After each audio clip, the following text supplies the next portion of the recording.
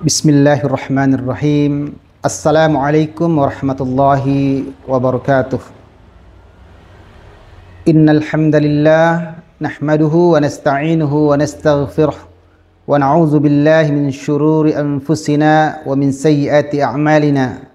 Man yahdihillahu fala mudilla lahu wa man yudlilhu fala hadiya lahu. Asyhadu an la ilaha illallah wahdahu la syarika lahu wa asyhadu anna Muhammadan abduhu wa rasuluhu la nabiyya ba'dah.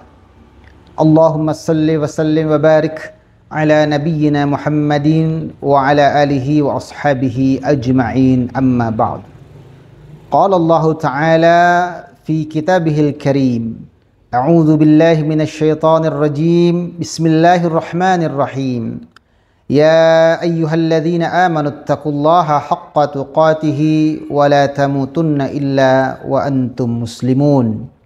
Wa qala aidan, ya ayyuhalladzina amanu taqullaha wa qulu qawlan sadida yuslih lakum a'malakum wa yaghfir lakum dzunubakum wa man yuti'illaha wa rasulahu faqad faza fawzan 'azima. Allahumma arhamna bil Qur'an. Fa inna asdaqal haditsi kitabullah wa khairal huda huda Muhammadin sallallahu alaihi wasallam wa syarral umuri muhdatsatuha wa kullu muhdatsatin bid'ah wa kullu bid'atin dhalalah wa kullu dhalalatin finnar. Jemaah sekalian yang selalu dirahmati Allah Subhanahu wa taala, kita bersyukur kepada Allah Subhanahu wa taala atas segala rahmat karunia yang Allah Subhanahu wa taala berikan kepada kita semua. Kita bersyukur atas nikmat yang Allah Subhanahu wa taala limpah ruahkan kepada kita semua, terutama nikmat iman, nikmat Islam, nikmatnya sehat dan waktu luang, sehingga dengan berbagai macam nikmat tersebut kita bisa mengabdikan diri kepada Allah Subhanahu wa taala. Kita bisa melaksanakan dan merealisasikan fungsi kita sebagai hamba Allah Subhanahu wa taala, sebagai tujuan penciptaan kita sebagai manusia, bahwa tidak diciptakan jin dan manusia melainkan hanya untuk beribadah kepada Allah Subhanahu wa taala. Jemaah sekalian yang dirahmati Allah Subhanahu wa taala, pada dasarnya setiap orang akan berbuat sesuai dengan apa yang dikehendaki oleh hatinya. Setiap orang akan berbuat sesuai dengan apa yang difikirkan oleh dirinya sebagai sebuah kebenaran yang diyakininya. Maka kita bisa mengatakan bahwa seseorang akan tampak bersikap dan berbuat sesuai dengan pola pikir yang dianutnya, pola pikir yang terbentuk pada dirinya. Oleh karena itu, seseorang untuk terbentuknya pola pikir di dalam dirinya yang akan mengantarkan dia atau membimbing dia untuk berbuat sesuatu dalam kehidupannya, setidaknya dipengaruhi oleh 5 persoalan. Yang pertama adalah merubah pola pikir seseorang itu dengan merubah informasi yang masuk lewat telinga yang dia dengar dengannya, lewat mata yang dia melihat dengannya. Maka Islam diajarkan kita semua oleh Allah Subhanahu wa taala untuk menyuruh manusia kepada jalan Rabb kita dengan pendidikan yang baik, ya. Sebagaimana firman Allah Subhanahu wa taala dalam Quran surat An-Nahl ayat 125. A'udzu billahi minasyaitonir rajim. Bismillahirrahmanirrahim. Ud'u ila sabili rabbika bil hikmah wal mau'izatil hasanah wajadilhum billati hiya ahsan. Inna rabbaka huwa a'lamu biman dhalla an sabilihi wa huwa a'lamu bil muhtadin. Maka serulah manusia ke jalan Tuhanmu, ya. Ud'u ila sabil rabbika bil hikmah, dengan hikmah. Kemudian wal mau'izatil hasanah, pelajaran yang baik, ya. Wajadilhum billati hiya ahsan, dan apabila mereka mendebat, kalian harus berdebat, maka debatlah dengan cara yang lebih baik. Inna rabbaka huwa a'lamu biman dhalla an sabilihi, sesungguhnya dialah Rabbmu yang mengetahui siapa yang disesatkan dari jalannya. Wa huwa a'lamu bil muhtadin, dan siapa yang akan diberikan petunjuk kepada jalannya. Jadi menyeru manusia ini menurut tafsirnya itu Hikmah adalah ditafsirkan para ulama dengan Al-Quran dan Sunnah. Artinya, ketika kita ingin merubah pola pikir seseorang, maka mengganti informasi mereka itu dengan informasi yang lebih baik, dan tentu informasi yang lebih baik adalah Al-Quran dan Sunnah. Maka anak-anak kita jemaah sekalian, baik kita sendiri maupun anak-anak kita, ya, perlulah mereka senantiasa dicekoi dengan informasi Al-Quran dan Sunnah. Pelajaran yang datang dari Allah Subhanahu wa Ta'ala dan Rasulnya. Maka disebutkan, ya, fa inna asdaqal hadisi kitabullah. Sesungguhnya sebaik-baik perkataan adalah kitabullah. Wa khairal huda huda Muhammadin sallallahu alaihi wasallam. Dan sebaik-baik petunjuk adalah petunjuk yang datang dari Muhammad sallallahu alaihi wasallam. Oleh karena itu, sebelum kita ajarkan anak-anak kita dan diri kita sebelum belajar hal-hal yang lain, yang paling pertama yang harus kita pelajari, yang harus pertama kita baca, kita dengarkan suaranya, yaitu adalah Al-Quran dan hadis Nabi sallallahu alaihi wasallam. Maka banyak keanehan sikap dari kita, muncul keyakinan yang aneh-aneh karena belum kita belajar Al-Quran, belum kita belajar Sunnah Nabi Sallallahu Alaihi Wasallam, sudah mulai belajar tentang ajaran-ajaran lain di luar Islam, belajar tentang demokrasi, belajar tentang komunis, belajar tentang kapitalis, belajar tentang sosialis. Sehingga apa? Landasan berpijak kita kepada Islam belum kuat, kita kemudian sudah mulai tertarik dengan ajaran-ajaran di luar pada Islam. Maka tentu saja ini berpengaruh pada sikap dan tingkah laku kita dalam kehidupan kita, baik terhadap urusan pribadi kita, urusan keluarga kita, maupun urusan masyarakat yang ada di sekitar kita. Maka oleh karena itu jemaah sekalian, kita seru manusia ini kepada jalan Tuhan, jalan Allah Subhanahu wa Ta'ala, ya, dengan Al-Quran dan Sunnah dan pelajaran yang baik. Kemudian, ya, kalau kemudian kita terlibat dalam sebuah dialektika, sebuah dialog atau debat terkait dengan persoalan yang kita sampaikan, maka setidaknya yang kita sampaikan adalah hal yang lebih baik daripada apa yang dibantahkan orang kepada kita. Kemudian yang kedua, bagaimana kita merubah pola pikir seseorang, yaitu dengan menentukan siapa teladan kita di dalam kehidupan ini. Maka jemaah sekalian, tentu saja keistimewaan daripada ajaran Islam, keistimewaan daripada ajaran Al-Quran dan Sunnah, di mana di dalamnya adalah terdapat seorang sosok sentral yang kita jadikan teladan, yaitu Rasulullah sallallahu alaihi wasallam, di mana beliau memang pantas untuk menjadi teladan karena Allah Subhanahu wa Ta'ala telah memuji bagaimana kebaikan tingkah laku, kebaikan daripada budi pekerti daripada beliau. Dan Allah Subhanahu wa Ta'ala memuji beliau dengan kalimat apa? Wa innaka la'ala khuluqin azim, bahwa sesungguhnya kamu benar-benar, ya, berada di atas budi pekerti yang agung. Nah, ini pujian ini menjadi jaminan, rekomendasi bagi kita semua untuk tidak ragu-ragu untuk menjadikan Rasulullah SAW sebagai suri teladan bagi kita. Dalam ayat lain dikatakan, laqad kana lakum fi rasulillahi uswatun hasanah liman kana yarjullaha wal yawmal akhir wa dzakarallaha katsiran. Dan sungguh telah ada pada diri Rasul itu suri teladan yang baik, keteladanan yang baik untuk kamu ikuti. Liman kana yarjullaha wal yawmal akhir wa dzakarallaha katsiran. Liman kana yarjullaha wal yawmal akhir wa dzakarallaha. Itu bagi mereka yang senantiasa berharap datangnya hari kiamat dan banyak mengingat Allah Subhanahu wa Ta'ala. Jadi tidak diragukan lagi jemaah sekalian bagaimana Islam kemudian merubah pola pikir manusia jahiliyah zaman dulu dalam waktu yang cukup singkat dibandingkan dengan ajaran-ajaran lain yang sampai hari ini mereka masih menimbulkan atau menemukan banyaknya dilema-dilema dalam ajarannya, bertentangan satu sama lain, ya. Sementara Islam itu lurus, lengkap dan saling melengkapi satu sama lain. Maka karena ada pribadi Nabi SAW sebagai teladan, ya, sebagai teladan dalam setiap tingkah laku kita, mulai kita dari bangun tidur sampai tidur lagi. Sehingga dalam merubah pola pikir ini, agar bisa berubah dari pola pikir jahiliyah kepada pola pikir Islam, maka hendaklah menjadikan Rasulullah SAW sebagai teladan di dalam kehidupan kita. Karena apa? Rasulullah itu dipuji oleh Allah SWT, wa innaka la'ala khuluqin azim, dan sungguh engkau benar-benar memiliki budi pekerti atau akhlak yang agung di dalam kehidupan itu.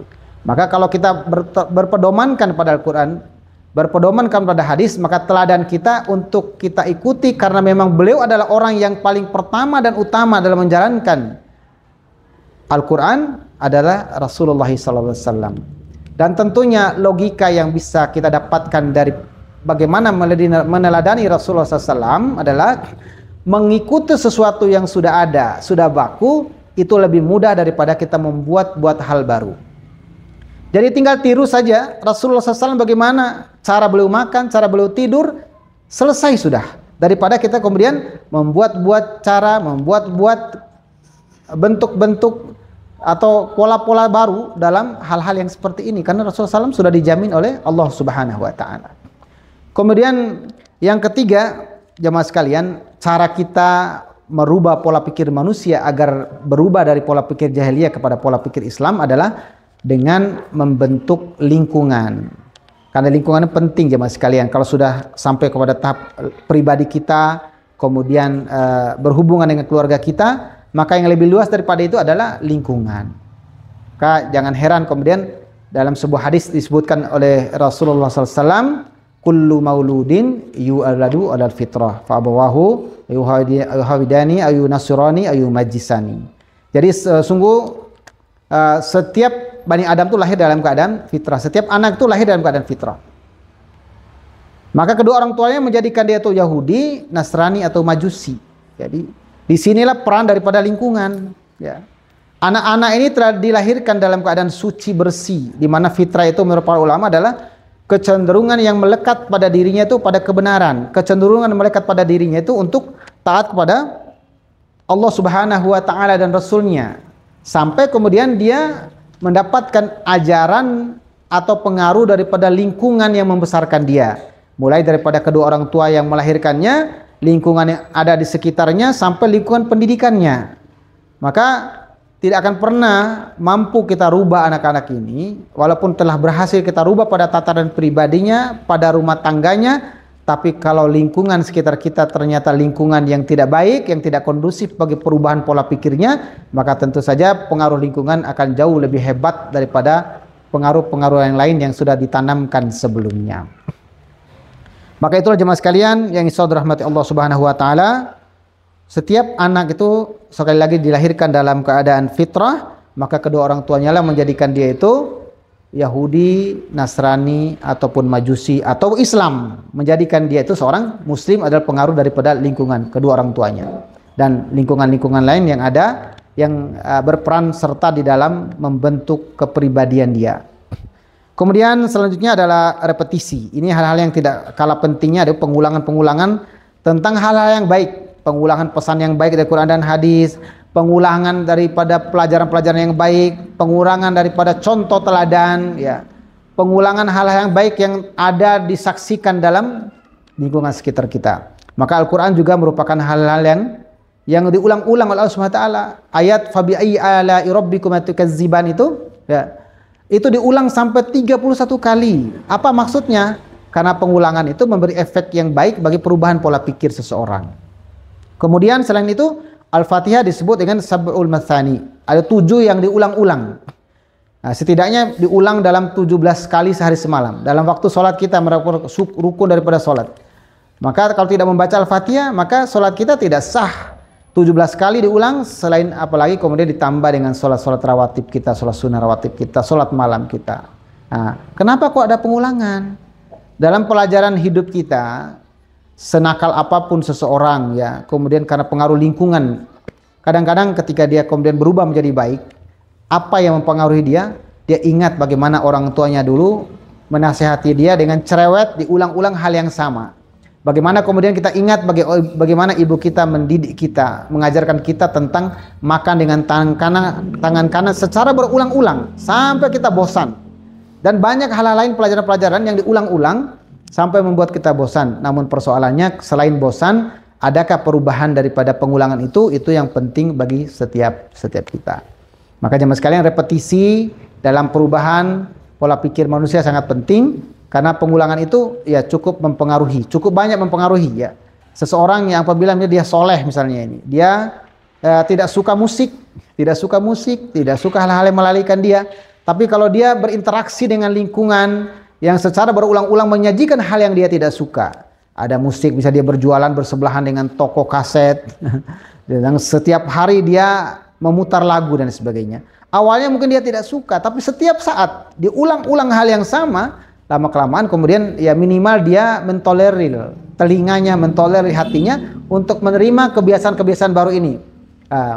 Lama-kelamaan bahkan bisa jadi dia akan banyak menghafal lagu, lebih banyak menghafal lagu yang dia dengarkan itu daripada menghafal ayat-ayat Allah Subhanahu wa taala. Karena ini pengulangan atau repetisi yang terjadi dalam proses perubahan pola pikir seseorang. Nah, maka usahakanlah ya anak-anak kita, yang kita ulang-ulang kita perdengarkan pada mereka adalah nasihat-nasihat kebaikan. Jangan pernah bosan menasihatkan anak-anak kita, menasihatkan diri kita tentang kebaikan dan kebenaran, karena sekeras apapun hati seseorang, insya Allah akan berubah dengan nasihat yang baik dalam kehidupan mereka yang biasa mereka dapatkan. Nah, namun apabila kita cepat bosan untuk tidak terbiasa mengulang hal-hal yang baik, tentu saja akan ada hal-hal buruk yang terus diulang-ulang di luar sana yang akan berpotensi lebih kuat mempengaruhi pola pikir dan karakter seseorang di dalam kehidupan mereka. Kemudian yang kelima, dalam rangka kita merubah pola pikir seseorang atau karakter seseorang, yaitu dengan cara mendoakan. Ya, kita berdoa kepada Allah Subhanahu wa taala agar Allah Subhanahu wa taala menolong kita dan menolong orang-orang yang kita nasihati, yang ingin kita rubah, dan anak-anak kita agar mereka kemudian bisa berubah ya menjadi lebih islami kehidupannya, kemudian lebih paripurna ajaran Islam yang dianutnya. Karena tentu saja sekali lagi apabila kita telah lengkap kita rasakan bagaimana kita mendidik mereka, mengajarkan mereka tentang kebaikan, tanpa kemudian kita libatkan Allah Subhanahu wa taala di dalam proses itu, maka sulit bagi kita untuk bisa mendapatkan hasil maksimal. Maka Allah Subhanahu wa taala dalam Quran surat Ibrahim ayat 40 mengajarkan kepada kita doa, a'udzubillahi minasyaitonir rajim, rabbi ja'alni muqimas salati wa min dzurriyyati rabbana wa taqabbal du'a. Jadi Allah Subhanahu wa taala mengajar kepada kita, ya Rabbku, jadikanlah aku dan anak cucuku orang-orang yang tetap menegakkan salat ya dalam kehidupan mereka, dan ya Rabb kami, terimalah doa yang kami sampaikan kepadamu. Jadi ini merupakan satu contoh-contoh di mana ternyata kita perlu mendoakan anak-anak kita. Barangkali jemaah sekalian, selama ini kita melihat bagaimana pengajaran kita kepada mereka tidak juga menimbulkan perubahan, tidak juga menghasilkan perubahan, tidak juga menjadikan anak-anak kita lebih baik. Barangkali kita lupa pada sholat-sholat malam kita sebutkan nama-nama mereka satu persatu sesuai dengan apa yang kita hajatkan kepada mereka. Maka sekali lagi, poin yang kelima yang tidak kalah pentingnya dari semua proses kita dalam rangka merubah pola pikir anak-anak kita, mendidik mereka menjadi generasi yang lebih baik, yaitu kita doakan mereka semoga Allah Subhanahu wa taala menerima doa setiap kita untuk diri kita dan untuk anak-anak kita agar menjadi orang lebih baik. Kemudian dalam hal lebih baik itu sikap kita yang lebih baik, karakter kita menjadi lebih baik, berubah dari kebiasaan jahiliyah kepada kebiasaan Islam, dan kita mati pun dalam keadaan berserah diri sepenuhnya kepada Allah Subhanahu wa taala. Amin rabbal alamin. Demikian apa yang bisa kami sampaikan pada kesempatan kali ini. Segala kebenaran datang dari Allah Subhanahu wa taala. Segala kekurangannya pasti datang dari pribadi kami. Kami mohon ampun kepada Allah Subhanahu wa taala. Mohon maaf kepada jemaah sekalian. Wabillahi taufiq wal hidayah. Wassalamualaikum warahmatullahi wabarakatuh.